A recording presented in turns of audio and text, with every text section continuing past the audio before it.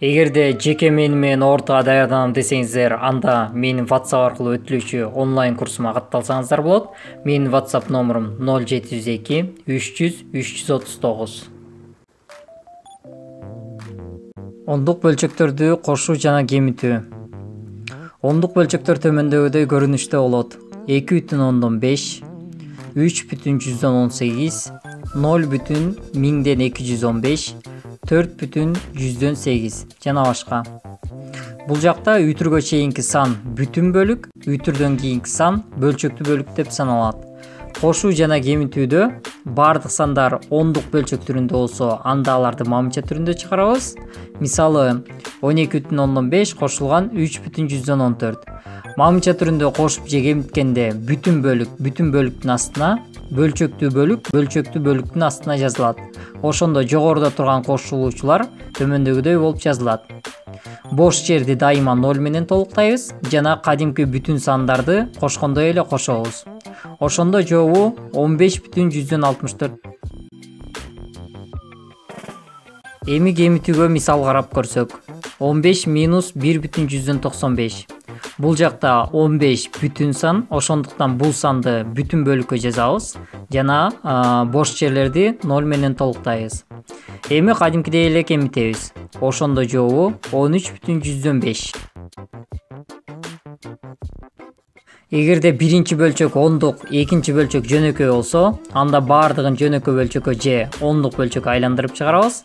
Мисалы 1,25 кошулган 5тен 7. 1,25-ти жөнөкөй бөлчөккө айландырабыз. Ондук бөлчөктү жөнөкөй бөлчөккө айландыруу үчүн аны биринчи окуйбуз.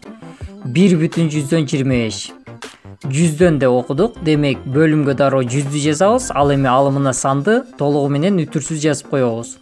Эми калган жөнөкөй бөлчөктөрдү кандай кошсок, ошондой кылып чыгарабыз. Кошордон мурда биринчи бөлчөктү өз ара кыскартып алсак болот.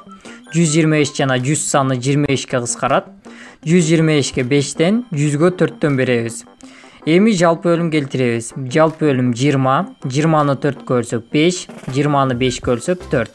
Эми чыккан сандарды алымдарына көбөйтөбүз. Эми сандарды кошобуз жана жообу бизде 20дан 53 чыгат. Эгерде ондук бөлчөктүн бүтүн бөлүгү 0дөн башталса, аны төмөндөгүдөй кылып айландырабыз. Мисалы 0,8.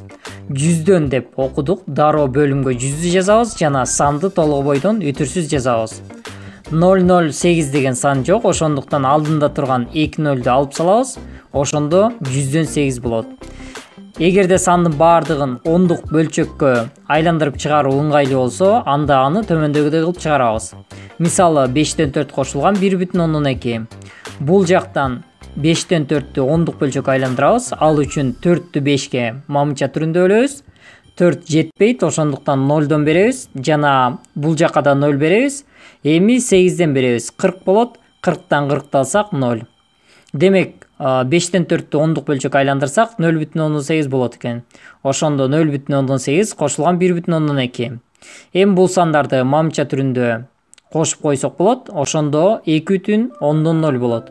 Бул жакта үтүрдөн кийинки 0ду алып деле салсак болот. Себеби 0 бул жакта эч кандай роль ойнобойт. Ошондо жообу 2 болот. Эгерде видео жаккан болсо, сөзсүз түрдө класс басыңыздар жана каналга катталып коңгуроonu жандырууну унутпаңыздар. Эгерде суроолор болсо, комментарийге калтырыңыздар.